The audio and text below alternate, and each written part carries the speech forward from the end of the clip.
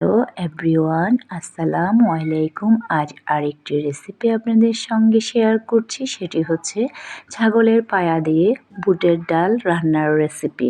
চলুন চলে যাই মূল রেসিপিতে। এখানে আমি ১৬-১৭টার মতো ছাগলের পা কেটে টুকরো টুকরো করে নিয়েছি।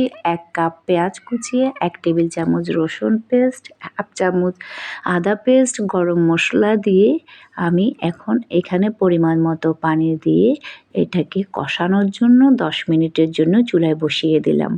১০ মিনিট পর আমার ছাগলের পাটা প্রায় কষানো হয়ে গেছে। এখন আমি এটাকে একটু নেড়েচেড়ে এর মধ্যে ভিজিয়ে রাখা ২ কাপের মতো বুটের ডাল আমি সারা রাত পানিতে ভিজিয়ে রেখেছি। সেই ভিজানো ডালটা আমি এখানে দিয়ে দেব। ডালটা ফুলে দ্বিগুণ হয়ে গেছে। সারা রাত আমি এটাকে ভিজিয়ে রেখেছি।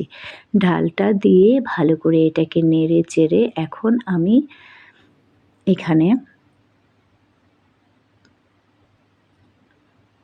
ঢেকে দেব ৫ মিনিটের মতো। ৫ মিনিট পর আমার ডালটা প্রায় কষানো হয়ে গেছে।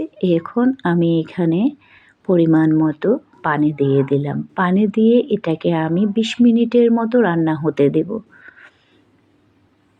এরপর অন্য একটি চুলায় প্যান বসিয়ে এতে পরিমাণ মতো পেঁয়াজ কুচি দিয়ে এটাকে আমি এখন বাগা দিয়ে দেব।